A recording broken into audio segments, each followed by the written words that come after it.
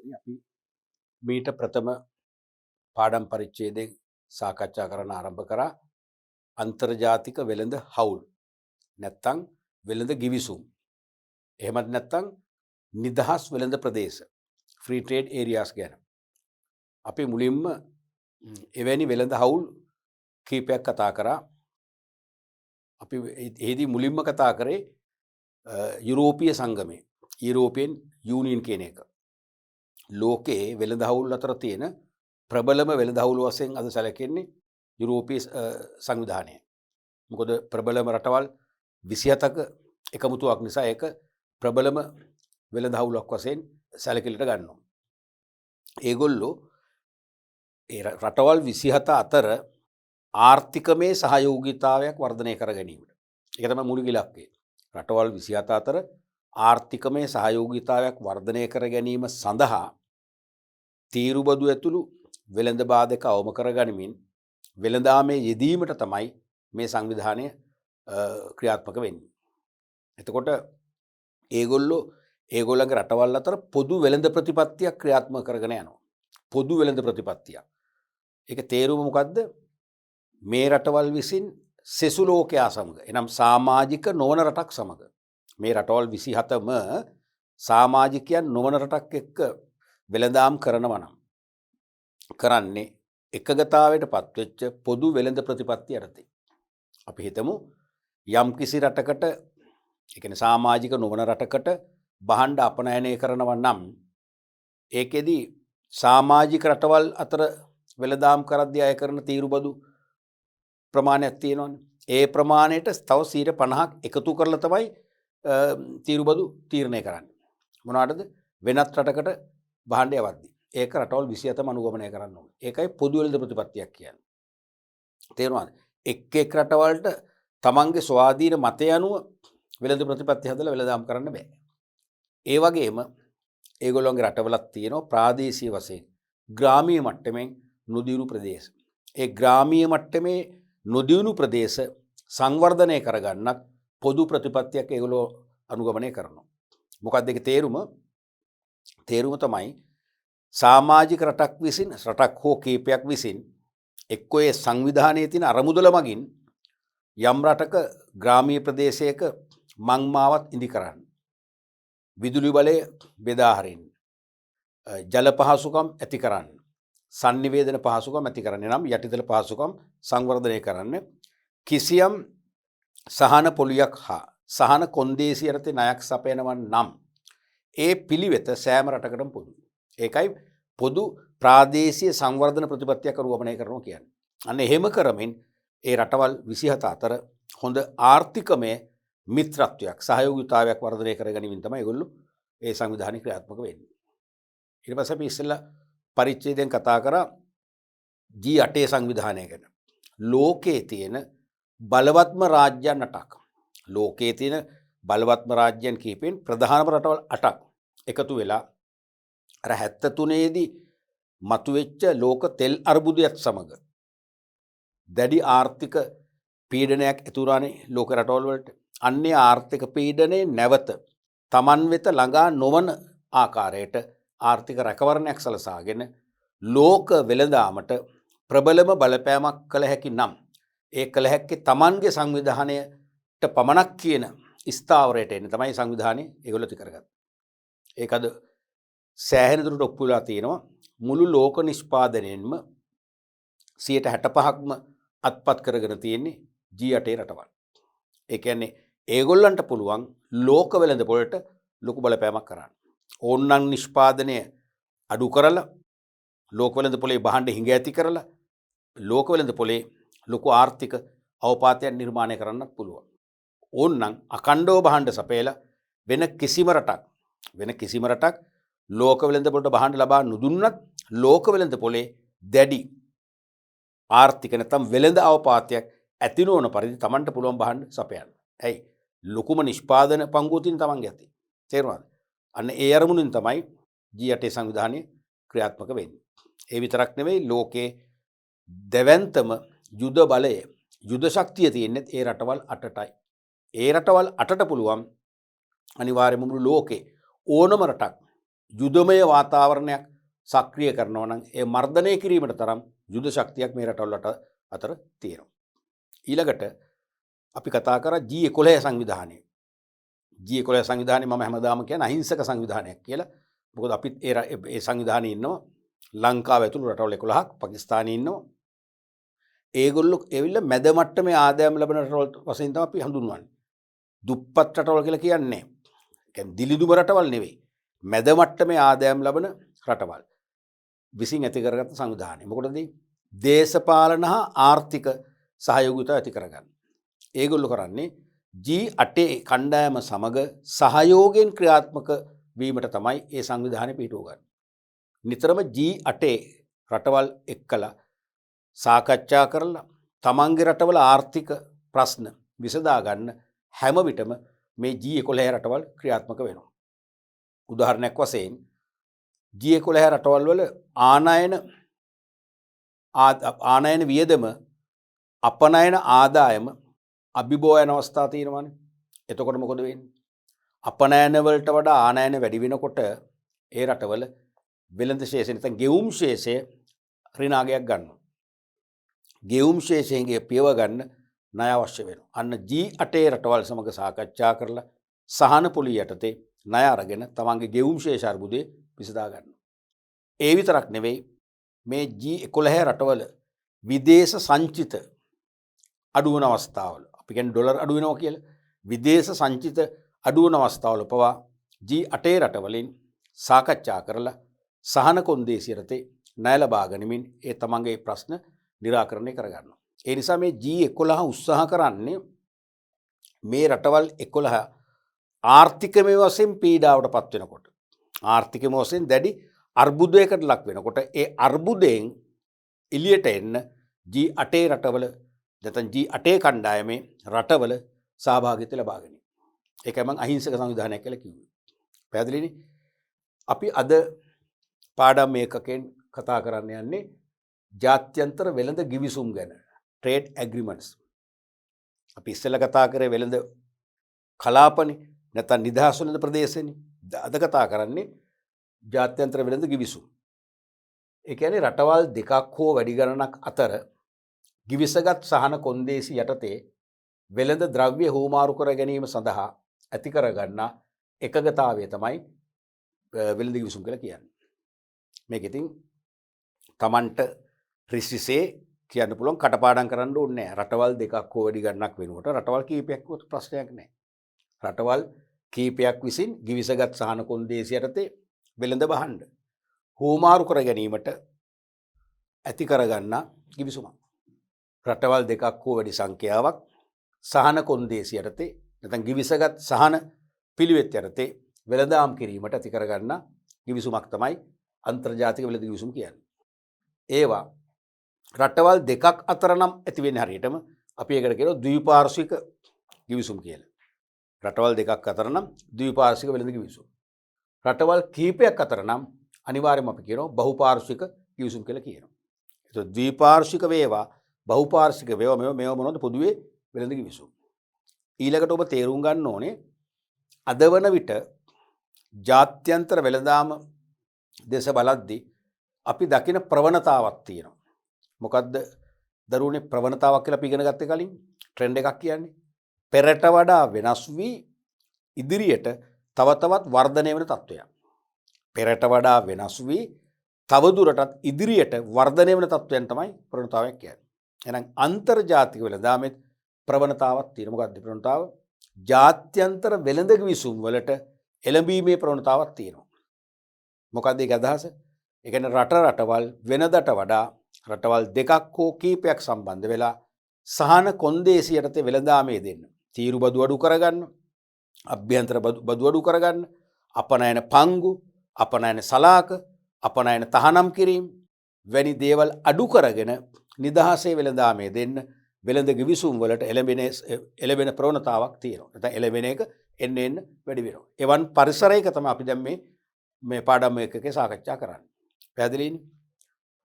මුලින්ම විදින උදාහරණ උතුරු ඇමරිකානු නිදහස් වෙළඳ ගිවිසුම. උතුරු ඇමරිකානු නිදහස් වෙළඳ ගිවිසුම. North American free trade agreement, North American free trade agreement.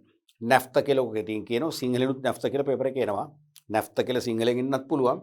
ඒ වගේම මේ ඉංග්‍රීසි වලින් දාලා එන්නත් පුළුවන්. ඇබ්‍රිවේට් කරලා එන්න පුළුවන්. මේ නැෆ්තා හැදුනේ පේනවනේ. නෝර්ත් වලින් ගන්නවා N, ඇමරිකන් වලින් A, ෆ්‍රී වලින් F, ට්‍රේඩ් වලින් T, නැවත ඇග්‍රීමන්ට් වලින් A. නැෆ්තා. තේරෙනවද? මේක සිංහලෙන් දෙන්න පුළුවන් මේ වගේ නැෆ්තා කියලා.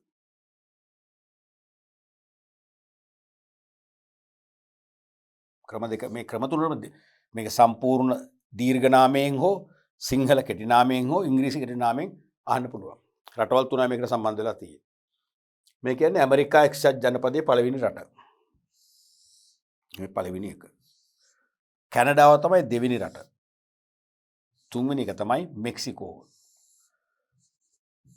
ඇමරිකා එක්සත් ජනපදයේ කැනඩාව මෙක්සිකෝ බොහොම සමීප රටවල්, එකම කලාපේ රටවල්.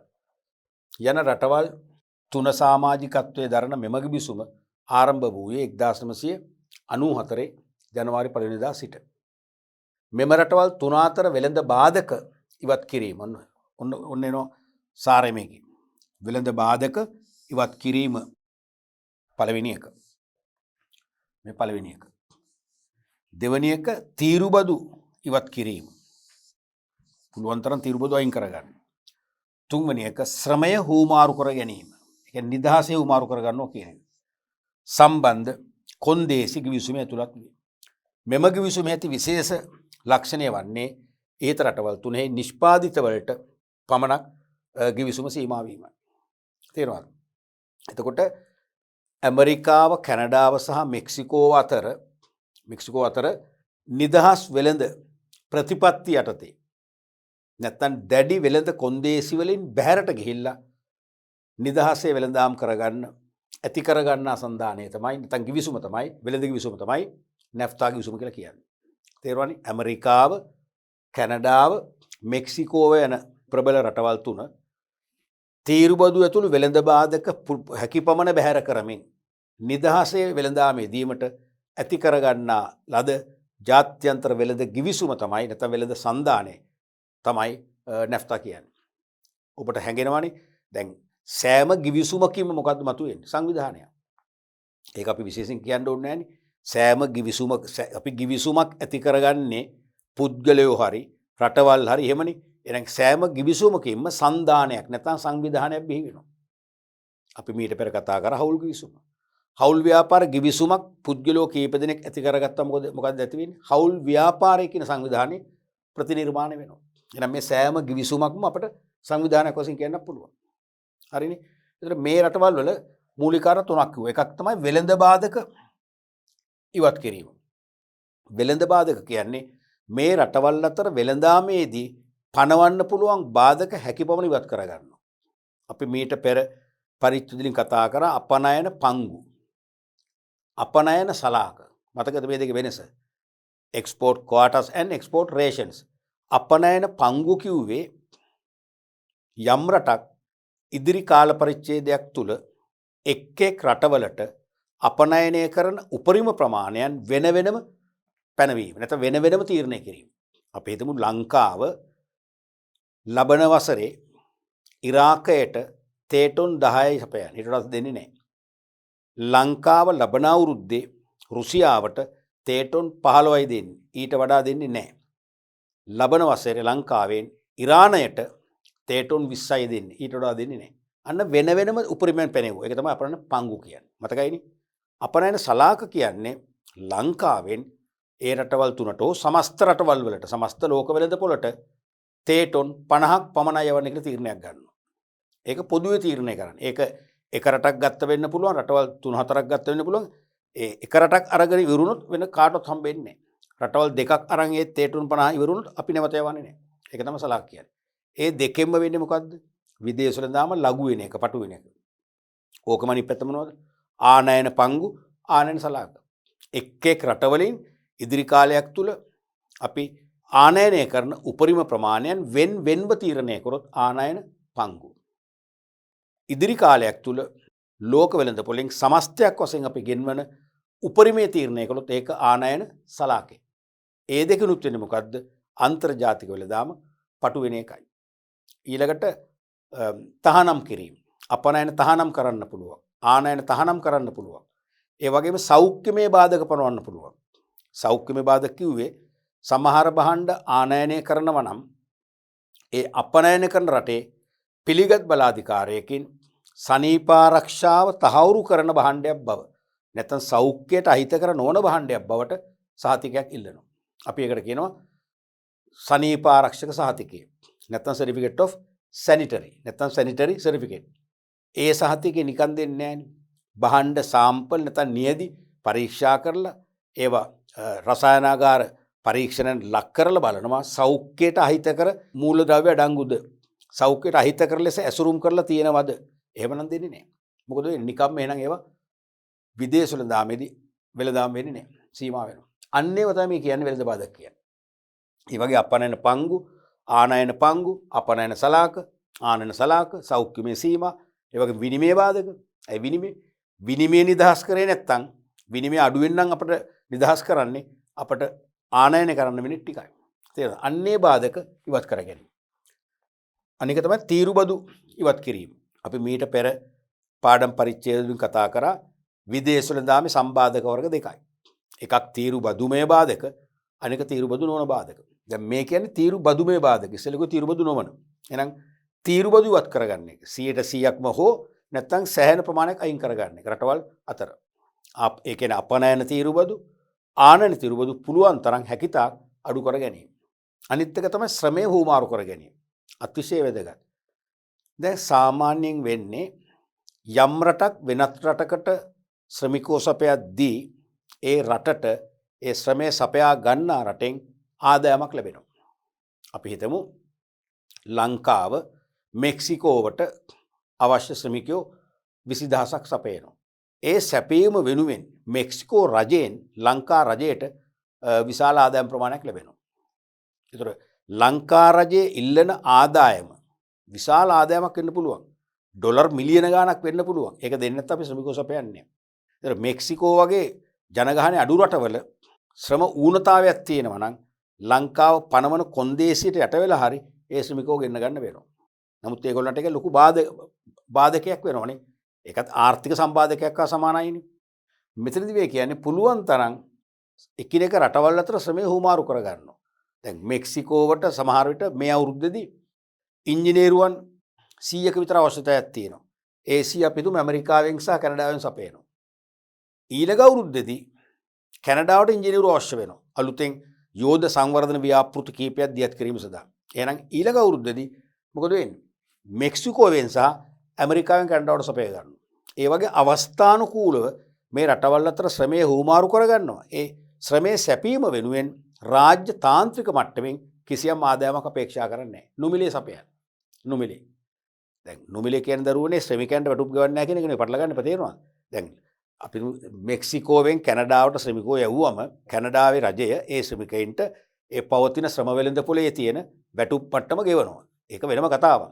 මේ කියන්නේ මෙක්සිකෝවෙන් කැනඩාවට ශ්‍රමය සැපෙව්වා කියලා කැනඩා රජයෙන් මෙක්සිකෝට කිසියම් ආදායමක් ගෙවන්නේ නැහැ. නිදහසේ වань. ඔන්න ඔය කාරණා තුනනේ වෙළඳ බාධක හැකියපමණ ඉවත් කරගන්න, තීරුබදු ඉවත් කරගන්න, නිදහසේ ශ්‍රමය හුවමාරු කර ගැනීම සම්බන්ධ කොන්දේසි ඇතුළත් කරලා තමයි මේ උතුරු ඇමරිකානු නිදහස් වෙළඳ කිවිසුම ඇති කරගෙන තියෙන්නේ. එහෙනම් නිකම් වෙළඳ බාධක පමණක් නෙවෙයි. ඒ කියන්නේ වෙළඳ බාධක නොවන බාධකක් තියෙනවා. තේරුණාද? මොනවද ශ්‍රමය හුවමාරු කර ගැනීම. එහෙනම් මෙන්න මේ කාරණා තුනත් ඇතුළත් කරලා ඔබ නිර්වචනයක් කළොත් තමයි නැෆ්තා කියන සංවිධානයට වඩා සාර්ථකම උත්තරේ වෙන්නේ. එහෙනම් ඇමරිකා එක්සත් ජනපදයේ, කැනඩාව, මෙක්සිකෝ යන රටවල් විසින් වෙළඳ බාධක ඉවත් කර ගැනීම, තීරුබදු බාධක ඉවත් කර ගැනීම සහ ශ්‍රමය හුවමාරු කර ගැනීම වඩාත් හොඳයි. නිදහසේ ශ්‍රමය හුවමාරු කර ගැනීම සම්බන්ධයෙන් කොන්දේසි නැත්නම් සහන කොන්දේසි ඇතුළත් කරලා සම්පාදනය කරගත්ත ගිවිසුම තමයි නැෆ්තා නැත්නම් උතුරු ඇමරිකානු නිදහස් වෙළඳ ගිවිසුම කියන්නේ. තේරුණානේ? නෝර්ත් ඇමරිකන් ෆ්‍රී ට්‍රේඩ් ඇග්‍රීමන්ට් කියන්නේ. මේ ගිවිසුමේ තියෙන විශේෂ ලක්ෂණය තමයි මේ රටවල් තුනේ නිෂ්පාදිත වලට පමණයි මේ ගිවිසුමේ මේ සහන කොන්දේසි වළංගු වෙන්නේ. වෙනත් රටවල මේක අදාළ වෙන්නේ නැහැ. තේරුණාද? ඒතර මේ රටවල් තුන අතර මේ කියන තීරුබදු සහන සහ වෙනත් වෙළඳ බාධක නැති කරගන්න නම් අනිවාර්යයෙන්ම ඒ රටවල් තුනම ඒ රටේ නිෂ්පාදනය කළ බවට භාණ්ඩයේ ඇසුරුම් මත හෝ භාණ්ඩය මත මුද්‍රණයක් කරන්න ඕනේ. උදාහරණයක් වශයෙන් මේඩ් ඉන් කැනඩා, මේඩ් ඉන් මෙක්සිකෝ නැත්නම් මේඩ් ඉන් USA ආදී වශයෙන් මුද්‍රණයක් තිබුණොත් විතරයි සහන හම්බෙන්නේ. අපි හිතමු ඇමරිකාවෙන් කැනඩාවට යවන කියලා භාණ්ඩ වර්ග දෙකක් එකක තියෙනවා මුද්‍රණය කළ මේඩ් ඉන් USA කියලා. එකක මේඩ් ඉන් USA කියලා මුද්‍රණය කළ නැත්නම් ඒ භාණ්ඩයට සහන හම්බෙන්නේ නැහැ. ඒකට නියම තීරුබද්ධ අය කරනවා. තේරෙනවද? ඇමරිකාවෙනුත් අය කරනවා, ඒ වගේම කැනඩාවෙනුත් අය කරනවා. ඇමරිකාවෙන් අපනයන තීරුබද්ධ, කැනඩාවෙන් ආනයන තීරුබද්ධ අය කරනවා. නමුත් මේඩ් ඉන් USA කියලා දෙන භාණ්ඩයට ඇමරිකාව අය කරන්නේ නැහැ. අපනයන තීරුබද්ධ, කැනඩාව ආනයනය කරන්නේත් නැහැ. ආනයන තීරුබද්ධ. ඒකෙන් වෙන්නේ මොකද්ද? කැනඩාවට ඒක අඩු පිරිවැයක් වෙලා අඩු මිලට භාණ්ඩ සපයන්න පුළුවන් වෙනවා. ඒ නිසා කැනඩාවෙන් විශාල ඉල්ලුමක් නිර්මාණය වෙනවා ඒකට. ඒ ඉල්ලුමට මුහුණ දෙන්න මොකද වෙන්නේ? ඇමරිකාවෙන් වැඩි වැඩියෙන් භාණ්ඩ මිලදී ගන්න. එහෙනම් ඇමරිකාවේ වෙළඳාම මොකද වෙන්නේ? අපනයන වෙළඳ ආදායම ඉහළ යනවා. ඇමරිකාවේ නිෂ්පාදනය ඉහළ යනවා. ඒ වගේම කැනඩාවේ වෙළඳ පොලේ භාණ්ඩ සුලභ වෙලා මිල මට්ටම පහළ ගිහිල්ලා මිනිස්සුන්ගේ පරිභෝජන මට්ටම ඉහළ ගිහිල්ලා ජීවන තත්ත්වය ඉහළ යනවා. ඒ කියන්නේ සෑම ඒ කියන්නේ ඒ රටවල් තුනට අන්‍යෝන්‍ය වශයෙන් ඒ අවස්ථානුකූල ඒ වාසිය ලැබෙනවා. ඒක තමයි මේක උත්සාහ කරන්නේ. එහෙනම් සෙසු රටවල් සමග වෙළඳ ගනුදෙනු හැකියපමණ අඩු කරගෙන මේ රටවල් තුනෙන්ම ඒ අවශ්‍ය භාණ්ඩ ආසේවා හුමාරු කරගන්න පුළුවන්කම මේකෙන් උදා වෙන්න පුළුවන්. එහෙම උදා වුණොත් මොකද ඊළඟ වාසිය?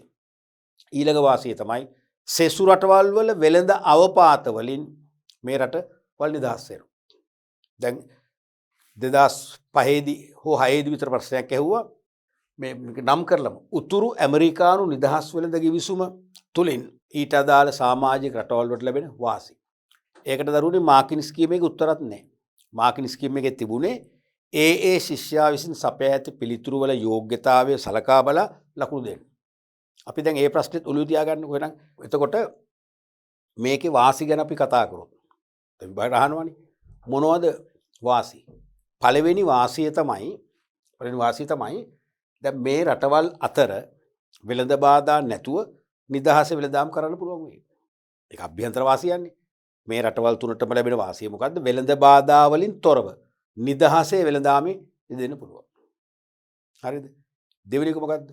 දෙවෙනි එක තමයි මේ සමාජික රටවල් තුනේම වෙළඳ පොලේ භාණ්ඩ සුලභ කරගන්න පුළුවන්. මොකද වෙළඳ පොලේ භාණ්ඩ සුලභ වෙන්න එපයි. දැන් සමහර රටවල් වල සමහර වකවානු වල අපි හිතමු ගෑස් නැති වෙනවා. සමහර රටවල. හරිද? එහෙම නැත්නම් ඉන්ධන නැති වෙනවා. ඉන්ධන පෝලිම් ඇති වෙනවා. ගෑස් පෝලිම් ඇති වෙනවා. අවුවේ පැය ගණන් දවස් ගණන් මිනිස්සු ඉන්නවා.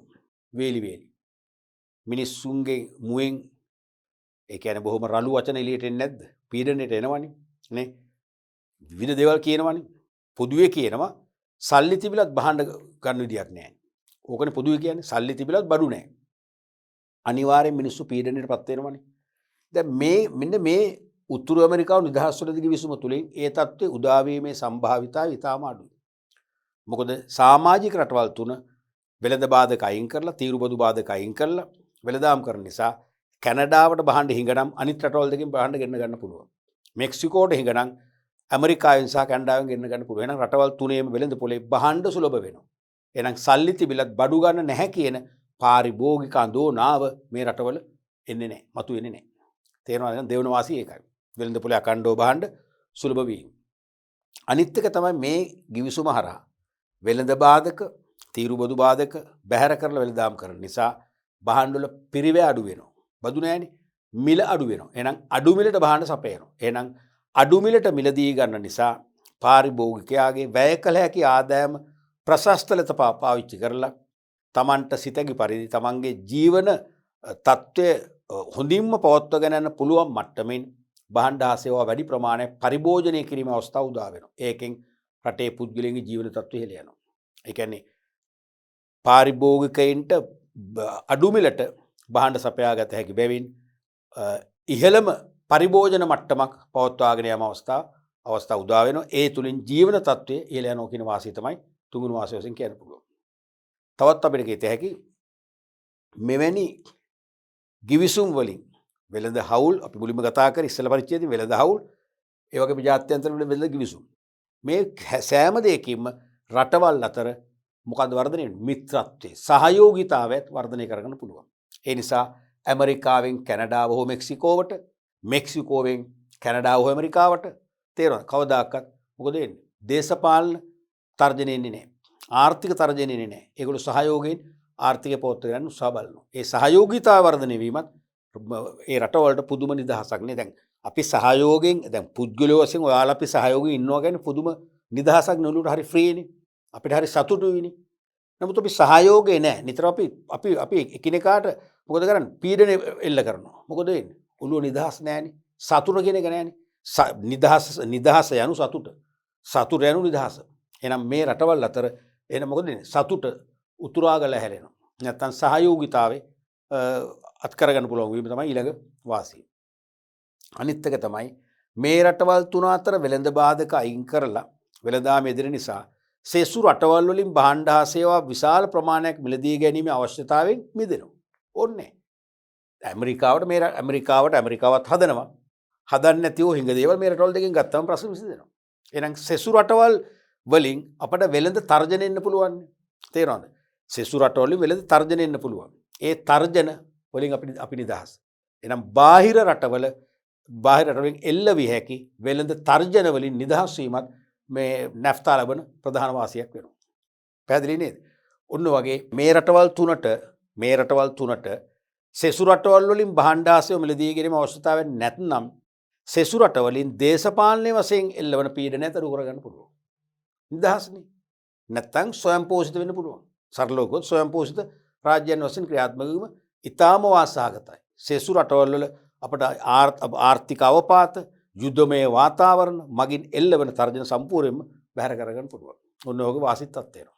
රයිට්. ඒතර අපි අන්තිමට කතා කරේ මෙම කිවිසුමේ වාසි ලබා ගන්න නම් ඒ කියන්නේ ඔය තීරු බදු සහන වෙළඳ බාධක අයින් කරගන්න නම් හැම රටක්ම නිෂ්පාදිතවල ලේබල් මත එක්ක ඇසුරුම් මත නැත්නම් ඇසුරුමක් නැත්නම් නිෂ්පාදිතයේ මත හරි මේඩ් ඉන් නැත්නම් අදාළ රටේදී නිෂ්පාදනය කළ බවට මුද්‍රණය කරන්නට ඕන. මේඩ් ඉන් USA, මේඩ් ඉන් කැනඩා, මේඩ් ඉන් මෙක්සිකෝ වශයෙන්. උදාහරණයක් වශයෙන් වෙනත් රටක නිපද වූ භාණ්ඩ මෙම රටවල් තුන අතර හුවමාරු වීමේදී තීරු ගාස්තු ක්‍රියාත්මක වෙනවා. හරිනේ. වෙනත් රටක නිෂ්පාදනය කළ භාණ්ඩ තියෙනවනේ. අපි තුමු ලංකාවෙන් තේ ගන්නවා මෙක්සිකෝව. වැඩිපුර ගේනවා. මෙක්සිකෝව කැනඩාවට මොකද අතිරික්තයක් ආනයනය කරනවා මෙක්සිකෝව. ඒ ගෙන්නපු අතිරික්තය මෙක්සිකෝ විසින් ලාභයක් තියෙන සමහරට ඇසුරුම වෙනස් කරලා කැනඩාවට විකුණනවා. ඒවට තීරු ගාස්තු අය කරනවා. ඒක කිසිම සමාවක් නැහැ. මේ රටවල නිෂ්පාදිත වලට විතරයි. මොකද විශේෂම තේරුම් ගන්න ඕනේ. තේරෙනවද? මේ රටවල් තුනේ නිපද වූ නිමෙවුම් වලට විතරයි සහන ලැබෙන්නේ. මේ රටවල් තුලත් තියෙන පුළුවන් පිටරටින් ගෙන්නපු භාණ්ඩ. කැනඩාව අපේ තුමු රුසියාවෙන් භාණ්ඩ තෝගයක් ගෙනල්ලා කැනඩාව එක මෙක්සිකෝට විකුණනවා. එතකොට තීරු ගාස්තු අය වෙනවා. ඒ නිසා මේ රටවල් වල නිමෙවුම් වලට විතරයි මේක බලපාන්නේ.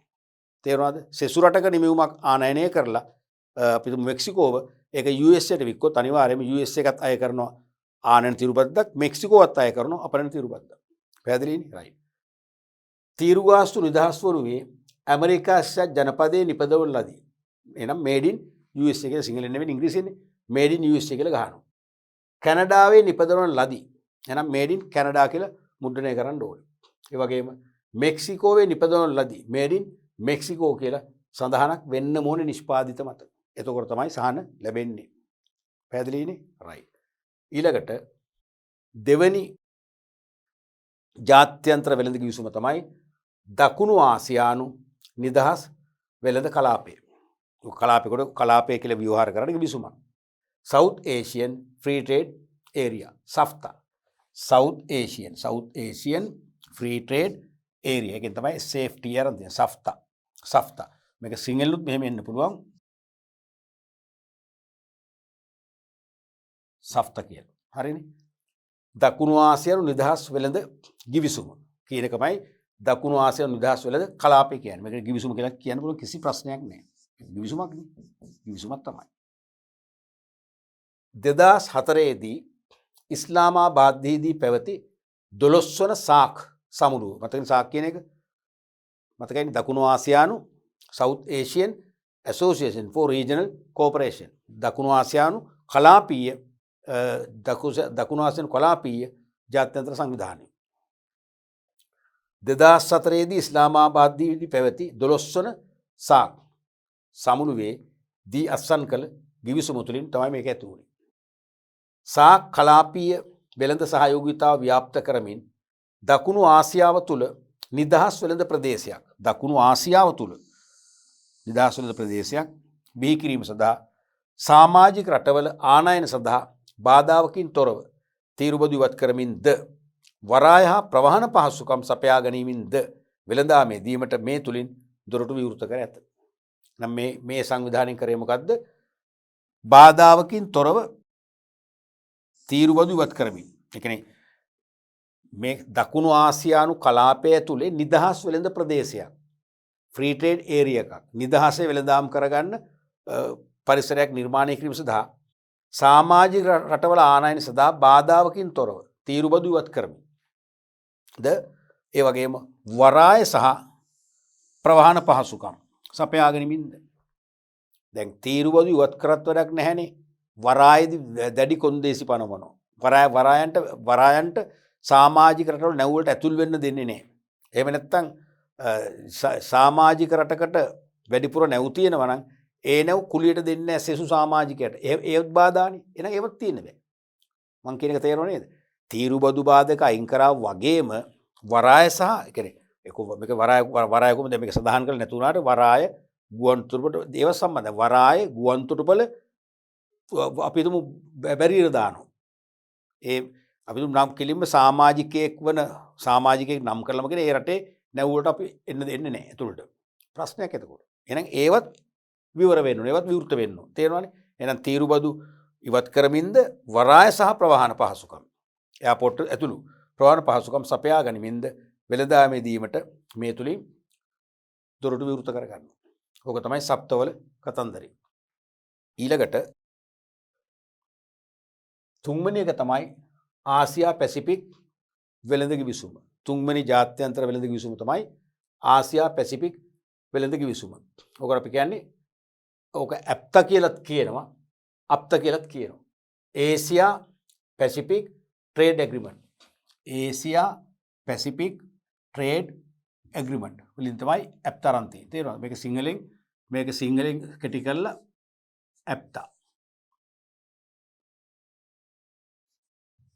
ඇප්තා කියලා ගොඩක් කියන අප්තා කියලාත් කියනවා ඉතින්. සිංහල ව්‍යවහාරේ නේ. වඩා හොඳ ඇප්තා කියලා එකයි මම හිතන්නේ. එතකොට ආසියා පැසිෆික් වෙළඳ ගිවිසුම 1975 වර්ෂයේ බැංකොක් ගිවිසුම නමින් උක ස්ටාර්ට් එක ඕකයි. බැංකොක් ගිවිසුම.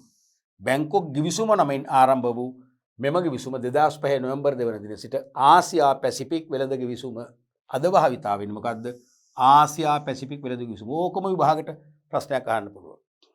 ආරම්භයේදී බැංකොක් ගිවිසුම වශයෙන් ඇති වූ වෙළඳ ගිවිසුම වර්තමානයේදී හැදින්වෙන නිවැරදි ආකාරය කියලා එක්ක MCQ ප්‍රශ්නයක් එන්න පුළුවන්. උත්තර පහක් එක්කලා. නැත්නම් සප්ලයි ටයිප් හිස්තැන් පුරවන ප්‍රශ්නයක් අහන්න පුළුවන්. තේරෙනවද? ආරම්භයේදී 75 දී බැංකොක් ගිවිසුම නමින් ආරම්භ වූද වර්තමානයේදී ඒ හඳුන්වන්නේ කොහොමද? ආසියා පැසිෆික් වෙළඳ ගිවිසුම. ආසියා පැසිෆික් වෙළඳ ගිවිසුම. ඒසියා පැසිෆික් ට්‍රේඩ් ඇග්‍රීමන්ට් කියලා. වෙළඳ ගිවිසුම යනුවෙන් නම් කරලා. මේ සමාජික රටවල් වනුයේ බංග්ලාදේශය පළවෙනි එක, චීනය, ආසියාතික රටවල්, ඉන්දියාව තුන්වෙනි එක, ලාෝසය හතරවෙනි එක, මොංගෝලියාව පස්වෙනි එක, හයවෙනි එක අපි එනම් ශ්‍රී ලංකාව, හත්වෙනි එක දකුණු කොරියාව. රටවල් 7යි. ආසියා පැසිෆික් කලාපයේ ඇති පැරණිම වරණීය වෙළඳ ගිවිසුම වන්නේ මෙම ගිවිසුමයි. එහෙනම් මේකේ රටවල් 7ක් මතක තියාගන්න උත්සාහ මේ වගේ රටවල් සීමිත සංඛ්‍යාවක් තියෙන විභාගයට අහනවා. විශේෂයෙන්ම MCQ වලට අහනවා මේකේ නිවැරදි රටවල් ඇතුළත් කාණ්ඩය තෝරන්න කියලා. තේරුණාද? එහෙනම් ආසියා පැසිෆික් වෙළඳ ගිවිසුමේ අපිත් ඉන්නවා. අපිට අමතරව රටවල් 6 මතක තියාගන්න තියෙනවා. අපි ඉන්නවා කියන එක මතකයි. ලංකාව හැරුණම මතක තියෙන්නේ 6යි. එකක් මොකද්ද? බංග්ලාදේශය. සේද තියෙන රට. අපේට සම්බන්ධ ආසියාතික රටක්. චීනය වැඩිම ජනගහනින් රට. ඉන්දියාව අපේ මිතුරුම අපේ ආසන්නම රට ලාओසේ මොංගොලියාව මතදන් ලීසි අනික ශ්‍රී ලංකාව. සාමාජික නොවන රටවලින් භාණ්ඩ හා සේවා ආනයනය කිරීමට වඩා සහනදායි ලෙස සාමාජික රටවලින් භාණ්ඩ හා සේවා ආනයනය කිරීමට හැකිවන පරිදි වෙළඳ බාධක හැකිතාක් අවම කරමින් සාමාජික රටවල් අතර ආර්ථික සංවර්ධනය වේගවත් කිරීම මෙම ගිවිසුමේ අරමුණ වේ. තේරුණාද? මේ ගිවිසුමේ අවසාන ඉලක්කය තමයි ආර්ථික සංවර්ධනය. මේක තමයි අවසන් ඉලක්කය.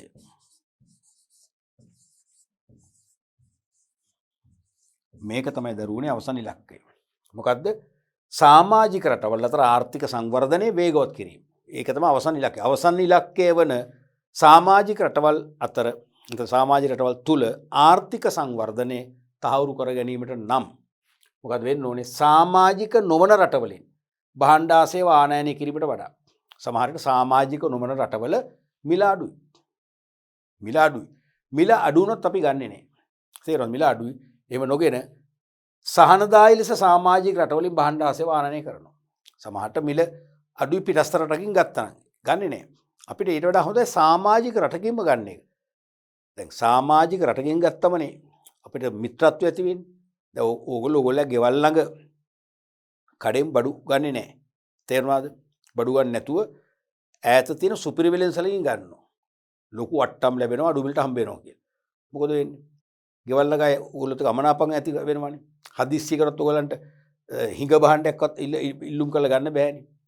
ඊට වඩා හොඳයි පුළුවන් තරම් ගේ ළඟ කඩෙන් අපිට සාකච්ඡා කරලා ඩිස්කවුන්ට් ඉල්ලලා හරි නේ කේවල් කරලා හරි ගත්තම මේ මිත්‍රත්වය තියෙනවා.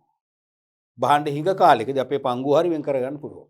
ඒ වගේ සමාජික නොවන රටවලින් භාණ්ඩ හා සේවා ආනයනය කිරීමට වඩා එහෙම නොකර පුළුවන් තරම් සහනදායි ලෙස සමාජික රටවලින්ම භාණ්ඩ හා සේවා ආනයනය කිරීමට හැකිවන පරිදි වෙළඳ බාධක හැකිතාක් අවම කරගෙන තමයි මේ විසුම ගහලා තියෙන්නේ. අවම කර ගැනීම තුළින් රටවල් අතර ආර්ථික සංවර්ධනය වේගවත් කිරීම තමයි ආසියා පැසිෆික් වෙළඳ විසුමේ ප්‍රධානම ඉලක්කය වෙන්නේ. පැහැදිලිනේ? රයිට්. අපි බලමු ඊළඟට ඉන්දු ලංකා වෙළඳ විසුම.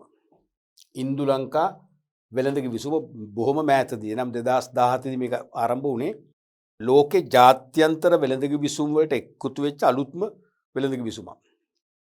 අනික අපිට බොහොම සම්බන්ධද නැද්ද? සම්බන්ධ. ඇයි හේතුව? ඊට අපි මේක විසුම ගහගත්තේ නේද? ඉන්දු ලංකා ෆ්‍රී ට්‍රේඩ් ඇග්‍රීමන්ට්. ඒක මේකේ ඇබ්‍රිවියේෂන් එකක් හදලා නැහැ. ILFTA කියලා හදලා නැහැ. ඔය කියන්නත් බෑනේ. ILFTA වගේ කියන්නේ නෙවෙයි නිසා වෙන්නේ නැති. එම හදලා නැහැ. ඉන්දියාව හා ලංකාව අතර තෝරාගත් භාණ්ඩ සඳහා තීරුබදු බාධා ඉවත් කර වෙළඳාමේ දීමට ඇති කරගත් ගිවිසුමක්. ඉන්දියාවත් ලංකාවත් අපි දන්නවා අනාදිමත් කාලයක සිට අන්තර්ජාතික වෙළඳාමේ දෙන මිත්‍ර රටවල් දෙකක්. අනිවාර්යයෙන්ම අපි ආසන්න රටවල් දෙකනේ. ඒ මදිවට දැන් මේ වර්තමානයේදී පවා කලාතුරකින් හැර සෑම වර්ෂයකම වගේ ප්‍රධානම වෙළඳ හවුල්කරුව වෙන්නේ කවුද? ඉන්දියාව. ප්‍රධානම වෙළඳ හවුල්කරුව වෙන්නේ ඉන්දියාව. ඒ කියන්නේ අපි ඉන්දියාවෙන් සෑහෙන තොගයක් භාණ්ඩ ආනයනය කරනවා. ඒ වගේම ඉන්දියාව අපෙන් සෑහෙන භාණ්ඩ ප්‍රමාණයක් ආනයනය කරනවා. ඒවත් අපි ඉන්දියාවට සෑහෙන ප්‍රමාණයක් අපනයනය කරනවා. අපි ඉන්දියාවෙන් ආනයනය කරනවා. තේරුණාද? එහෙනම් ආනයනය ඇතිනුත් ඉන්දියාව ඉදිරියෙන්ම ඉන්නවා. අපනයන අතිනුත් ඉන්දියාව ඉදිරියෙන්ම ඉන්නවා. ඒ නිසා ප්‍රධාන වෙළඳ හවුල්කරුව කෙන එකයි. ආනයන අපනයන දෙකෙන්ම ඉන්න ප්‍රමුඛතම රට වෙන්නේ මහ බැංකුව වාර්තානුව ගොඩක් අවුරුදු වල ඉන්දියාවයි. තේරුණාද? ඒ නිසාම ඉන්දියාව සමග ඇති කරගන්නේ නැති නිදහස් වෙළඳ ගිවිසුම් කුමකටද කියලා අපට ප්‍රශ්න කරන්න වෙන්නේ. ඉතින් පමා වෙලා හරි මම කියන්නේ මේ ගිවිසුම මීට පෙර දශක දෙකකට වගේ උඩ ඇති කරගත්තා නම් තවත් හොඳයි.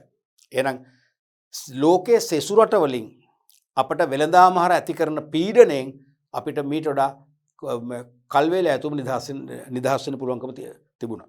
එහෙනම් මීට වඩා අපේ රටේ වෙළඳ පොළ තුල භාණ්ඩ සුලභ කරලා අපේ රටේ මිනිසාට පිළිගන්න පුළුවන්. අපේ රටේ පුරවැසියාට දරන්න පුළුවන් මිල ගණන් යටතේ භාණ්ඩ හා මිලදී ගත හැකි සාධාරණ වෙළඳ පොළක් නිර්මාණය කිරීමේ හැකියාව අපිට තිබුණා. කමක් නැහැ ප්‍රමාද වෙලා හරි අපේ රටට සමීපතම අපේ ප්‍රධානම වෙළඳ හවුල්කරුවා වන ඉන්දියාව සමග ලංකාව නිදහස් වෙළඳ කිවිසුමක් ඇති කර ගැනීම ඉතාම සතුරුදායකයි. ඒක අනිවාර්යයෙන්ම විය යුතු අනිවාර්ය කාර්යභාරය ආර්ථිකමය කාර්යභාරය. එතකොට එහෙනම් ඉන්දියාව සහ ලංකාව අතර තෝරාගත් භාණ්ඩ සඳහා තීරුබදු බාධා ඉවත් කර වෙළඳාමේදී ප්‍රති කරගෙන කිවිසුම. මේ කිවිසුමේ මුලින් තිබුණ භාණ්ඩ වර්ග 256ක්. පස්සේ ඕක වරින් වර අඩු වැඩි වුණා සංශෝධනය වෙනවා. අදත් වෙන්න පුළුවන්. හෙටත් වෙනවා. තේරෙනවද? කාලෙන් කාලට වෙනස් වෙනවානේ. ඒ භාණ්ඩ සංඛ්‍යාව ඔයගොල්ලන් අහන්නයි විභාගෙට ඒක මතක තියාගන්න එපා. මුලින්ම ඇති කරගත්තේ භාණ්ඩ 256කට තීරුබදු සහන ඇතුව වෙළඳාම් කරන්න. පසු කාලීන සංශෝධන වුණා. අදටත් සෑහෙන භාණ්ඩ ප්‍රමාණයක් තීරුබදු සමහර ඒවා මෙහෙමයි කාණ්ඩ 3ක් තියෙනවා දරුවනි. සමහර භාණ්ඩ තියෙනවා තීරුබදුෙන් සම්පූර්ණ නිදහස් කරලා යවනවා. තව සමහර ඒවා 50ක් නිදහස් කරලා තියෙනවා. තුන්වන කාණ්ඩයේ 25ක් නිදහස් කරලා කියන්නේ 100 තීරුබදු 100ක් නම් 100න් 75ක් අය කරනවා 25ක් නෑ. සමහර ඒවා 50 අය කරනවා. සමහර ඒවා බිඳුවයි. තේරුණාද? ඔය ක්‍රම තුනටම මේකේ කොන්දේසි තුනක් කරලා තියෙනවා. ඉතින් අපි නම් ඒ කොම ටික මේ අර්ථකථනයට ගේන්න ඕනේ නෑ. ඉන්දියාව සහ ලංකාව අතර තෝරාගත් හැම භාණ්ඩයකටම නෑනේ තෝරාගත් භාණ්ඩ සඳහා තීරුබදු බාධා ඉවත් කර වෙළඳාමේදී ඉවත් කරගත් කිවිසුම. උදාහරණයක් වශයෙන් තේ වලට නෑ මේක. දැන් ලංකාවෙත් තේ ප්‍රබලව තියෙනවා ඉන්දියාවෙත් තියෙනවා. ඒතකොට දැන් දෙගොල්ලොම තේ තියෙනවනේ. ලංකාවට ඉන්දියාවෙන් තේ ගේන්න ඕනේ නෑ. ගේන්න පුළුවන්. ස්වාධීන ව්‍යවසායකයෙක් වෙලා ගේන්න පුළුවන්. තීරුබදු සහන හම්බෙන්නේ නෑ. තේරෙනවද? ඉන්දියාවටත් ලංකාවෙන් තේ ආනයනය කරන්න පුළුවන්. ආනයනය කරාට ඉන්දියාව සහන දෙන්නේ නැහැ. නියමිත තීරුබදු අය කරනවා. අපිත් අය කරනවා. තේරෙනවද? ඒ වගේ මේ අදාළ අයිතම වලට විතරයි මේ සහන ලැබෙන්නේ. එතකොට මේ කිවිසුමකින් ලැබෙන වාසි මොනවද? ඔය විභාගයට අහනවා. ඉන්දු ලංකා වෙළඳ කිවිසුමකින් ලැබෙන වාසි. පළවෙනි එක තමයි තම රටේ නිමෙවුම් සඳහා ස්ථාවර වෙළඳ පොලක් හිමි වෙනවා. නැත්නම් ස්ථාවර වෙළඳ පොලක් පවත්වාගෙන යන්න පුළුවන්කම ලැබෙනවා. තමන්ගේ රටේ නිමෙවුම් වලට ස්ථාවර වෙළඳ පොලක්. ඇයි හේතුව? දැන් ලංකාවේ නිපදවලා මේ කිවිසුමට අදාළව අපනයනය කරන භාණ්ඩ වලට අනිවාර්යයෙන්ම ඉන්දියාවෙන් ඉල්ලුමක් තියෙනවානේ. අපි කියන පර්මනන්ට් මාකට් එක. එහෙනම් වෙළඳපොළ අහිමි වීමේ අවදානම කියන එක නැහැ. වෙළඳපොළ අවපාත වලින් ඇතිවන පීඩනය කියන එක නැහැ. එහෙනම් ස්ථාවර වෙළඳපොළක් පවත්වාගෙන යන්න පුළුවන්. රටවල් දෙකටම පොදුයි. තේරෙනවනේ? අනික අන්තර්ජාතික සහයෝගීතාවය වර්ධනය වීම. අන්තර්ජාතික සහයෝගීතාවය වර්ධනය වීම. හොඳට මතක තියාගන්න මේකේ පැති දෙකක් තියෙනවා. මං හිතන්නේ එච්චර ගැඹුරට නැත්තම් සූක්ෂම විභාගයට හයි කියලා. මොකද මේ දෙක එකක් තමයි ඉන්දියාවත් ලංකාවත් අතර සහයෝගීතාවයක් වර්ධනය වෙනවා. ඒ සහයෝගීතාවය දේශපාලන සහයෝගීතාවය වෙන්න පුළුවන්, ආර්ථික සහයෝගීතාවය වෙන්න පුළුවන්, සමාජීය සහයෝගීතාවය වෙන්න පුළුවන්, තාක්ෂණික සහයෝගීතාවය වෙන්න පුළුවන්, සංස්කෘතික සහයෝගීතාවය වෙන්න පුළුවන්. ඇත්තටම සහයෝගීතාවයක් තියෙනවනේ. දැන් ඒක නිසා තමයි ඉන්දියාවේ බෞද්ධ ආගම අදහන පිරිස ඉතාම අල්පයිනේ. 0.0 ගාණක්නේ. ලංකාවේනේ 100%ක් බෞද්ධ ආගම තදින් වැළඳගත් අය ඉන්නේ. ඒතර ඉන්දියාවේ තමයි බුදුරජාණන් වහන්සේගේ බෞද්ධ සිද්ධාස්ථාන සියල්ලම පිළිట్లా තියෙන්නේ. විශේෂයෙන්ම ඉපදීම, බුදු වීම, පිරිනිවන් පෑම. ඔය සිද්ධාස්ථාන තුන ප්‍රමුඛ සෙසු සිද්ධාස්ථාන සියල්ලම ඉන්දිය රජයෙන් මුදල් වියදම් කරලා, සේවකයන් පත් කරලා, මාසිකව පඩි ගෙවලා, ආරක්ෂාව සපයලා අඛණ්ඩව ඔය සිද්ධාස්ථාන ලාංකික අපිට වැඳ පුදා ගන්න අවස්ථාව දෙනවද නැද්ද? දෙනවා. දැන් ලාංකිකයන් ඒ සුද්ධ භූමි වලට වන්දනා වලට ගිහපු අවස්ථාවල සමහර විට මට අත්දැකීමක් තියෙනවා. ඒදී සමහරට ගැට කපන්න නැත්නම් හොරකම් කරන අය ඇවිල්ලා ලංකාව වන්දනා කරවන්ගේ දේවල් හොරකම් කරනවා. අපි ඒ ළඟම පොලිස් පෝස්ට් එකට පොලිස් පෝස්ට් එක කොහොමද තියෙනවා. කම්ප්ලේන්ට් කරොත් එimhe ඒගොල්ලෝ ටක් ගාලා ගෙන්න ගන්නවා තව අතිරේක බලයනේ. මුළු ප්‍රදේශෙම වට කරනවා. 99%ක් මේ මොහොතේ මෙහෙර අල්ල ගන්නවා. හොඳට ඒ වෙලාවෙම එයාට අච්චු කරනවා. ඒ කියන්නේ එයාට සංග්‍රහ කරන පොලිසියෙන් සංග්‍රහ කරන විදියට කරලා එයා කෙලින්ම මේ උසාවි දානවා. දැඩි දඬුවම් දෙනවා. ඇයි මේ ලංකාවයි ඉන්දියාවයි අතර සංස්කෘතිකමය සහයෝගීතාවයක් ඇති වෙලා තියෙන්නේ. සංස්කෘතිකමය සහයෝගීතාවයක්. ඇයි අපේ සංස්කෘතිය බිහි වෙන්නේ ආගමෙන්නේ පුතේ. තේරෙනවද? එහෙනම් අපිට ඒ බුද්ධ ආගම බුද්ධ දර්ශනය අපි තදින් වැළඳගත් අවසෙන් අපි දඹදිව සුද්ධ වූ භූමි වලට ගිහිල්ලා වන්දනාමාන කරනවා. ඒ නිදහස අපිට කැපවීමෙන් නිදහසේ කරගන්න පරිසරය හදලා දෙනවා රජය. මොකද හේතුව ලංකාවත් ඉන්දියාවත් අතර දේශපාලන ආර්ථික තාක්ෂණික පමණක් නෙවෙයි සංස්කෘතික මේ සහයෝගිතාවකුත් තියෙනවා. ඔබ හිතනවද අපි ඉන්දියාවෙන් භාණ්ඩ ආනයනය කරන්නේ නැත්නම් ඉන්දියාවට අවශ්‍ය භාණ්ඩ අපි ඉන්දියාවට දෙන්නේ නැත්නම් ඔය සංස්කෘතික සබැඳියාව තියේවිද? නැහැ. ඕක අනිවාර්යෙන් දී වෙලා යනවා. එහෙනම් මේ ඉන්දු ලංකා නිදහස් වෙළඳ කිවිසුම තුලින් මොකද වෙන්නේ? රටවල් දෙකම තීරුබදු ඇතුළු බාධක බැහැර කරලා වෙළඳාම් කරන නිසාම ඒ රටවල් දෙක අතර මොකද වෙන්නේ? ජාත්‍යන්තර වශයෙන් සබැඳියාවක් ඇති වෙනවා. සහයෝගිතාවක් ඇති වෙනවා. මේ එකක්. අනිත් එක තමයි අපේ රටවල් දෙකට ආසන්න රටවල් තියෙනවානේ. පාකිස්තානය, බංග්ලාදේශය, මියන්මාරය, චීනය, ජපානය වගේ රටවල්, ආසියාතික රටවල්.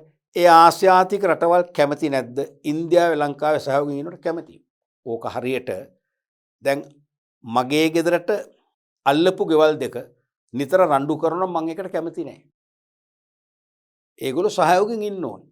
රණ්ඩු කරද්දී ඒක අපිටත් තර්ජනයක් වෙන්න පුළුවන්. තේරුණාද? අපිට අනික අපේ නිදහසට, මානසික නිදහසට, මානසික සුවයට ලොකු තර්ජනයක් වෙනවා ඒක. ඒ වගේ තමයි එහෙනම් ලංකාව ඉන්දියාව සහයෝගය පවත්වාගෙන නැත්තම් විරසකතාවයන් තියෙනවා නම් ආසන්න රටවලුත් ඒකට කැමති නැහැ. ඒ නිසා මේ රටවල් දෙකේ මේ ගිවිසුම තුලින් මේ රටවල් දෙක හොඳින් සාමයෙන් කටයුතු කරනකොට සෙසු රටවලුත් ඒකට අනිවාර්යයෙන් මොකද කරන්නේ? සහයෝගය දක්වනවා. සෙසු රටවල් වල මොකද වෙන්නේ? සහයෝගිතාවත් අනිවාර්යයෙන්ම ඇති වෙනවා. ඒක තමයි මේ ජාත්‍යන්තර කියන්නේ ඒකයි. ජාත්‍යන්තර සහයෝගිතාව කියන්නේ ඒකයි. මේ රටවල් දෙකේ සහයෝගිතාව ඇති වෙනවා. සෙසු ආසන්න රටවල සහයෝගිතාව ලැබෙනවා. තුන්වෙනි එක තමයි මිල උච්චාවචන මගින් විය හැකි ලාභ අඩු වෙනවා. මේ ගිවිසුම් වල ගහගත්තම මේ අනිවාර්යයෙන්ම ඉන්දු ලංකා වෙළඳ ගිවිසුමේ තියෙනවා ඉදිරි රැකුම් කියන අතිරේක වගන්ති. ඉදිරි රැකුම් හෙජින් මතකනේ හෙජින් එක අපි කතා කරේ කලින් පරිච්ඡේදයේ. ඒ කියන්නේ නිශ්චිත ඉදිරි කාලයක් තුල සාමාන්‍යකව දාන්නේ වර්ෂයකට. ඉදිරි වර්ෂයේදී වර්ෂය තුල මේ ගිවිසුමට යටත් භාණ්ඩ වලට එක එක මිල ගණන් දාගන්න. ඒ මිල ගණන් යටතේම අපනයනය කරන බවට ලංකාවෙන් නම් ඉන්දියාවෙන් නම් ඉන්දියාවෙන් අපිට අපනයනය කරන බවට. එහෙනම් මිල වැඩි වුණත් ඒ අවුරුද්ද අවසන් වෙනකන් ඒ මිල තමයි දෙන්නේ. මිල වැඩි කරන්නේ නැහැ. ඒ කියන්නේ ලෝක වෙළඳ පොලේ මිල හෙල ගියයි කියලා ප්‍රශ්නයක් නැහැ. මේ ගිවිසුම යටත් භාණ්ඩ ඉන්දියාවත් ලංකාවත් එකිනෙකාට විකුණන්නේ ගිවිසුමේ සඳහන් කරපු මිල ගණන් යටතේ. ඒක තමයි ඉදිරි රැකුම නැත්නම් ඉදිරි රැකුම් කියලා අපි කතා කරේ. හෙජින් කියලා කතා කරේ. තේරුණාද? එහෙනම් මිල උච්චාවචන මගින් විය හැකි ලාභත් අඩු කරගන්න පුළුවන්කම ලැබෙනවා. ඊළඟට ආනයනික භාණ්ඩ ඌනතාවන්ට ලක් නොවි ලබාගත හැකි වීම. ඒකත් හොඳයිනේ. දැන් ඉන්දියාවෙන් ආනයනය කරන භාණ්ඩ අපට අඛණ්ඩව ලැබෙනවා. ගිවිසුම ප්‍රකාරවක සපයන්න ඕනේ. දෙරට විසින්ම ගිවිසුමේ නම් කරන ලද භාණ්ඩ එකිනෙකාට අඛණ්ඩව සැපීමේ පූර්ණ වගකීමකට පත් වෙලා තියෙනවා. තේරුණාද? ඒ නිසා අපිට ඌනතාවකින් තොරව භාණ්ඩ ලබා ගැනීම හැකියාව තියෙනවා. මෙවැනි ගිවිසුමක් නොතිබුණා නම් සමහර විට ඉන්දියාව වඩා වැඩි මිලකට ඇනවුමක් ලැබුණොත් වෙනත් රටකට ඒ රටට භාණ්ඩ සපයන්න පුළුවන්, අපට නොදීන්න පුළුවන්. දැන් බෑ. අපට අනිවාර්යයෙන්ම ලැබෙනවා. අපෙන් ඉන්දියාවට ලැබෙනවා. පැහැදිලි? ප්‍රධානම වාසි කීපයක්. ඒ නිසා තවත් උතර මේක ලියන්න පුළුවන්. ඒ නිසා ලංකාවෙත් ඉන්දියාවෙත් මිනිස්සුන්ගේ පාරිභෝජන මට්ටම අඛණ්ඩව පවත්වාගෙන යෑම හැකියාවක් ලැබෙනවා. ඇයි? අඛණ්ඩව භාණ්ඩ ලැබෙනවා. වෙළඳ පොලේ භාණ්ඩ සුලභ වෙනවා. එහෙනම් අඛණ්ඩව භාණ්ඩ හාසියව මිලදී අරගෙන පාරිභෝජන මට්ටම පවත්වාගෙන යන්න හැකියාව ලැබෙනවා. පැහැදිලිනේ? රයිට්. අපි බලමු ඒ වගේම අවාසිත් තියෙනවා. ඔව්. එතකොට දැන් එකම කාසිය දෙපැත්තක් තියෙනවනේ. ඒ වගේ වාසි තියෙනවා. වාසි නැතුවම නොවේ.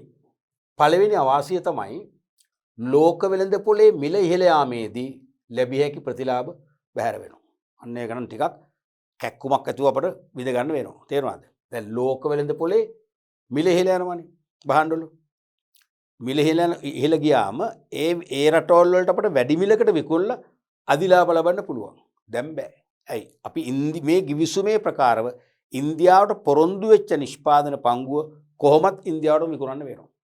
විකුණන්නේ කොහොමද? අපි ගිවිසගත් මිලට. සානදාය මිලට. කරන්න දෙයක් නැහැ. දැන් මෙහෙම ගිවිසුමක් නොතිබුණා නම් අපිටත් පුළුවන් එහෙනම් ඉන්දියාවට විකුණන්න නැතුව මිල වැඩියෙන් වෙනත් රටකට අලෙවි කරලා අපට වැඩි විදේශ විනිමයක් නැත්නම් අදිලාභයක් උපයන්න පුළුවන්. ඒ වාසිය බොහෝ විට අපිට මග හැරියනවා. අපිට කියන කාටද? ඉන්දියාව ලංකාව දෙගොල්ලන්ට. එහෙම අවශ්‍ය තියෙනවද? කරන්න දෙයක් නැහැ. ඕකෙම අනිත් පැත්තක් තියෙනවා. දැන් ලෝක වෙළඳ පොලේ මිල පහළ ගියොත් අපිට මේක වාසසහගතයි. මිල පහළ ගියොත් අපිට අඩු මිලට විකුණන්න වෙන්නේ. ඊට වඩා එහෙනම් හොඳ මිලක් අපේ කිවිසුමේ තියෙන්න පුළුවන්. එහෙම පැත්තකුත් තියෙනවා. තේරුණාද? දෙවෙනි එක තමයි නව වෙළඳ පොළවල් වෙත භාණ්ඩ සැපීමේ බාධා ඇතිවීම. කොහොමත් හැම රටකටම නිව් මාකට්ස් නව වෙළඳ පොළවල් ඇති කරගන්නවා කියන්නේ ඒ සෑම රටක්ම ශක්තිමත් රාජ්‍යයන් බවට පත් වෙනවා. ඔව්ද නැද්ද? ඔව්නේ. දැන් අපි හිතමු අපේ ලංකාවේ තේ අපනයනය කරන්න ඉරාකයට පමණක් කියමුකෝ. ඉරාකයේ කිසියම් හේතුවක් මත ලංකාවේ තේ මිලදී ගැනීම වර්ධනය කරනවා. එහෙම නැත්නම් ඉරාකයට කෙන්යාවෙන් තත්ත්වයෙන් උසස් කරලා තේ විශාල තොගයක් යවන්න පොරොන්දු වුණොත් අඩු මිලට ඉරාකේ තීරණය කරන්න පුළුවන් ඒව ගන්න. මොකද වෙන්නේ? අපේ රටේ තේ අපනයන ආදායම් බිඳුවටම වැටෙනවා. ලොකු ආර්ථික අර්බුදයක්. අපි ආර්ථිකය අතින් වැටෙනවා ඇත්තටම. අපට ආනයන කරන්න බැරි වෙනවා. අපට ඉන්ධන ටික ගන්න සල්ලි නැති වෙයි. ඉන්ධන හිඟ ඇති වෙයි. ගෑස් ටික ගෙන්නන්න බැරි වෙයි. ගෑස් හිඟ ඇති වෙයි. ලොකු ප්‍රශ්න ඇති වෙනවා. තේරුණාද? එතකොට අනිවාර්යයෙන්ම ඒ නිසා අපිට තේ වලට ඉරාකය පමණක් මදි. ඉරානය, රුසියාව, කැනඩාව, ඇමරිකා එක්සත් ජනපදයේ, බ්‍රිතාන්‍ය වැනි රටවල් වලට අපි තේ අපනයනය කරන්න මාර්ග විවෘත කරන් තියෙන අන්න ඒකටයි. තේරුණාද? ඒ නිසා නව වෙළඳ පොළවල් වෙත භාණ්ඩ සැපීම අපි හැමදාම වැඩි කරගන්නවා. අපි හැමදාම අලුත් වෙළඳ පොළවල් අපි සම්බන්ධ කරගන්න අපේ රටේ ආර්ථිකමය ශක්තිය මොකද වෙන්නේ? වර්ධනය වෙනවා. අන්නේ ආර්ථික ශක්තිය වර්ධනය කර ගැනීම හැකියාව මේකෙදි නැති වෙනවා. තුන්වෙනි එක තමයි ගිවිසුමෙහි කොන්දේසි වලට යටත් වීමට සිදුවීම. අපිට නිදහසේ වෙළඳාම් කරන්න බෑ. මොකද ඉන්දු ලංකා වෙළඳ ගිවිසුමේ තියෙන කොන්දේසි. පළවෙනි කොන්දේසි තමයි හෙජින් කොන්දේසි. හෙජින් කන්ඩිෂන් එක නැත්තම් ඉදිරි රැකුම කියන කොන්දේසි. ඒ කියන්නේ ගිවිසුමේ සඳහන් කාලය තුල ගිවිසුමේ සඳහන් මිල ගණන් යටතේම විකුණනවා කියන පොරොන්දුව. අනිත් එක තමයි ප්‍රමිතිය. ඒ ගිවිසුමේ සඳහන් කරා නම් කිසියම් ප්‍රමිතියක් අපි හිතමු SLS ප්‍රමිතියක් වෙන්න පුළුවන්, ISO ප්‍රමිතියක් වෙන්න පුළුවන්. ඒ ප්‍රමිතියටම අනුව භාණ්ඩ හදලා සපයන්න ලබා දෙන්න ඕන. ගිවිසුමේ සඳහන් කළා නම් කිසියම් ඇසුරුම් ක්‍රමයක්, ඒක වියදම්කාරී ඇසුරුමක් වෙන්න පුළුවන්, බෝතල් ඇසුරුමක් වෙන්න පුළුවන්. එහෙම නැත්නම් වාහනේ ඇසුරුමක් වෙන්න පුළුවන්. තවත් වියදම් වැඩි කරන දෙයක් නෑ. ඒ කොන්දේසියට අපි ලක් වෙනවා. තේරෙනවද? ඒ නිසානේ ගිවිසුමේ සඳහන් කොන්දේසි වලට යටත් වෙනවා කියන්නේ වෙළඳාමේ ස්වාධිපත්‍ය කියන එකනේ. සවර්ජන්ටි කියන එක වෙළඳාමේ ස්වාධිපත්‍ය ලංකාවට ඉන්දියාවට දෙගොල්ලන්ටම නැති වෙලා යනවා. අපිට කැමති ආකාරයට වෙළඳාම් කිරීමේ අයිතිය විනාශ වෙලා යනවා. ඊළඟ එක තමයි දේශීය කර්මාන්ත අඩපණ වීම. එහෙම අවදානමකුත් තියෙනවනේ. අපි ඉන්දියාවෙන් මේ ගිවිසුම ප්‍රකාරව හැම අවුරුද්දම භාණ්ඩ ගෙන්නනවා. ඒතර කවදාකවත් ඒ භාණ්ඩ වලට ආදේශක භාණ්ඩයක්වත් ලංකාවේ නිෂ්පාදනය කරන්න වාතාවරණ හැදෙන්නේ නැහැ. අනික ඒ ඉන්දියාවෙන් ගෙන්වන භාණ්ඩ අපි හිතමු අපි ලංකාවේ හදනවා කියලා ආයාත ආදේශක කර්මාන්තයක් දාලා ඒ හැදුවත් අපිට ඉන්දියාවෙන් මිලදී ගෙන නවත්තන්න බෑ. ඇයි? ගිවිසුම කඩ කිරීමක් කරනවනේ. ගිවිසුම කඩ කරොත් අපට වන්දිත් ගෙවන්න වෙයි. අනික ඉන්දියාවෙන් සෙසු භාණ්ඩත් අපිට එවන්නේ නැහැ. එහෙම තමයි වෙන්නේ. ඒ නිසා එකක් අපිට එවැනි කර්මාන්ත ආරම්භ කරන්න දෙන්නේ නැහැ ඉන්දියාව. සහයෝගය දක්වන්නේ නැහැ. ඉන්දියාව ඉල්ලීමක් කරනවා ඒ කර්මාන්තය ස්ථානගත කිරීම වලකින්න කියලා. මොකද ඒගොල්ලෝ ගිවිසුම අඩපණ වෙන නිසා. තේරෙනවද? ඒ නිසා අපිට දේශීය කර්මාන්ත අඩපණ වෙනවා අනිවාර්යයෙන්. අපි හිතමු මෙහෙම දැන් ලංකාවේ තියෙන භාණ්ඩ තියෙනවනේ. මොනවද? ලංකාවේ තියෙනවා රත වාහන අමතර කොටස්. හරිද? ඒ අපි වෙනත් රටවලුත් ගෙන්න ගන්නවා. ඒක ඉන්දියාවලුත් ගෙන්න ගන්නවා. රත වාහන අමතර කොටස් ආනයනය කිරීමත් මේ ගිවිසුමේ සඳහන් එක් අයිතමයක්. එතකොට කවදා දැන් මෙහෙම ගෙන්වනකොට අපි කොටසක් ගෙන්වනවා ජපානයේ. තව කොටසක් ගෙන්වනවා මේ ඩුබායි රටවලින්. තව කොටසක් ඉන්දියාවෙන් ගෙන්වනවා. කවදාකවත් ලංකාවේ මොකද වෙන්නේ? ස්වයං නිෂ්පාදනයක් ඇති වෙන්නේ නැහැ. ලංකාවේ කර්මාන්ත ඇතිවීමේ ප්‍රවණතාව තිබුණත් මොකද වෙන්නේ? කර්මාන්ත ස්ථාපිත කරන්න බැරි වෙනවා. තේරුණාද? අනික් අතින් ලංකාවේ සුළු ප්‍රමාණයක් හදන භාණ්ඩ තියෙනවනේ. ප්ලාස්ටික් භාණ්ඩ ලංකාවේ හදනවා. නමුත් විශාල ප්‍රමාණයක් මේ ගිවිසුම් ප්‍රකාරව ඉන්දියාවෙන් ගෙන්වනවා. මොකද වෙන්නේ? සමහර විට අපිට වැටුනොත් මේ ඉන්දියාවෙන් ගෙන්වන ප්ලාස්ටික් නිෂ්පාදන ලංකාවට වඩා ශක්තිමත් කියලා අපි ගන්නෙම ඉන්දියාවෙන්. මොකද වෙන්නේ? ලංකාවේ ප්ලාස්ටික් භාණ්ඩ කර්මාන්තය නතර කරන්න වෙනවා. අඩපණ වෙනවා. හොඳ වෙලාවට අපේ මතයක් තියෙනවා ඉන්දියන් බඩු හොඳ නෑ කියලා. හොඳ වෙලාවටනේ ඕක අනිත් පැත්ත දුවනවා මොකද වෙන්නේ? ඉවරයි. ඒ නිසා දැන් ඕක ඉන්දියාවට වෙන්න පුළුවන්. නේ? දැන් ලංකාවේ බහන්න හොඳයි කියලා මතයක් පැහැදිලිවම ඉන්දියාවේ තියෙනවනේ. අපෝ තියෙනවා. දැන් අපේ සබන් ඉන්දියා සබන් වලට වඩා හොඳයි. අපේ පොල් තෙල් ඉන්දියාවේ තෙල් වලට ඉතාම හොඳයි. තේරුණාද? ඒ මතයක් තියෙනවා. ඒ නිසා ඉන්දියාවෙත් එවැනි කර්මාන්ත අඩපණ වෙන්න පුළුවන්. ඊළඟට අදාළ ද්‍රව්‍ය කාලගුණික හේතු යුදමය තත්ත්වයන් මත සැපේමට නොහැකි වුවොත් ගිවිසුම අඩපණ වෙනවා. අපි තුමු අපේ රටේ අභ්‍යන්තර යුද්ධ තත්ත්වයක් ඇති වෙනවා. ඉන්දියාවට බහන සපයන්න අපහසු වෙනවා. නැත්නම් අපේ රටේ නාවික යුද්ධයක් ඇති වෙනවා. වරාය වහන්න වෙනවා කාලයකට. නෞකා ප්‍රවාහන නතර වෙනවා. බහන සපයන්න බැරි වෙනවා. මොකද වෙන්නේ? අනිවාර්යයෙන්ම ගිවිසුම අක්‍රිය වෙනවා. ගිවිසුම අක්‍රිය වෙනවා කියන්නේ අපිට කිසිම භාණ්ඩයක් හම්බ වෙන්නේ නැහැ. හම්බ වෙන්නේ නැතුව විතරක් නෙවෙයි. දැන් ගිවිසුම අප්‍රාණික වුණාන් පස්සේ අපි මේ භාණ්ඩ සෙසු රටවල් වලින් ගන්න උත්සාහ කරනවා. දෙනවද? දෙන්නේ නැහැ. එතකොට ඒ රටේ හැංගීමක් කරන බලට දැන්ද මතක් වුණේ අපිව. ඇයි අපෙන් භාගයක් ගත්තේ නැත්තේ වගේ එකක්? දෙන්නේ නැහැ. ඒක තමයි ඇත්ත කතාවනේ. ඒ නිසා අන්න එතනදී ලොකු භාණ්ඩ හිඟයක් ඇති වෙනවා. අපේ කියන්නේ ඉන්දියාවෙත් ලංකාවෙත් වෙළඳ පොලේ අරක මොකද්ද? සමතුලිත භාවය. වෙළඳ පොලේ සමතුලිතතාවය බැලන්ස් එක නැති වෙලා යනවා. මොකද වෙන්නේ? මිනිස්සුන්ගේ පරිභෝජනයට ජීවත් වීමට අවශ්‍ය භාණ්ඩ පරිභෝජනය කරන්න බැරි වෙනවා. පරිභෝජන මට්ටම පහත වැටෙනවා. පහත වැටෙන කෙනා මොකද වෙන්නේ? තමන්ගේ ජීවන තත්ත්වය කඩාගෙන වැටෙනවා. ආර්ථිකය අනිවාර්යයෙන්ම ආර්ථිකයේ ලොකු අනපේක්ෂිත ආර්ථික අවපාත තත්ත්වයන් ආර්ථිකයේ ගිලා බැසීම් කඩාවැටීම් නිර්මාණය වෙනවා. ඒ වගේ වාසි වගේම අවාසිත් මේ දෙකේ තියෙනවා. හොඳයි දරුවනේ අපි අද පාඩම් පරිච්ඡේදයෙන් කතා කරේ පැහැදිලිවම ජාත්‍යන්තර වෙළඳ ගිවිසුම්. හරිනේ. ඉතින් එවැනි වෙළඳ ගිවිසුම් 100 ගාණක් තියෙන ලෝකේ. අපිට ඒව කොම කරන්න අයිතියක් නැහැ, අවශ්‍යත් නැහැ. ප්‍රධාන පාලක පරීක්ෂකවරයාගේ නිර්දේශය ගුරුවත් පොතෙන් අපිට දීපු වෙළඳ ගිවිසුම් ටික විතර අපි සියල්ලම කළා. එහෙනම් මෙන්න මේ ගිවිසුම් වලින් එකක් ගැන තමයි වසරකට අහන්න ප්‍රශ්නයක්. ඔක්කොම අහන්න බය වෙන්න එපා. තේරුණානේ? අපි මේ අද කතා කරන නැෆ්තා ගිවිසුම, ඉන්දු ලංකා වෙළඳ ගිවිසුම, ඒ වගේම ආසියා පැසිෆික් වෙළඳ ගිවිසුම අන්නේ ගිවිසුම් ටික හොඳට බලාගන්න. ඒකෙන් අනිවාර්යයෙන්ම එක ප්‍රශ්නයක් කරු විභාගයට අහනවා. අපි ඊළඟ පාඩම් පරිච්ඡේදයෙන් තවත් මේ පාඩම් එකකේ කොටසක් කතා කරන්න බලාපොරොත්තු වෙනවා. විශේෂයෙන්ම ජාත්‍යන්තර සංවිධාන ගැන. වැදගත්ම පරිච්ඡේදයක් තමයි අපි ඉස්සරහා පරිච්ඡේදයෙන් කතා කරන්න බලාපොරොත්තු වෙන්නේ.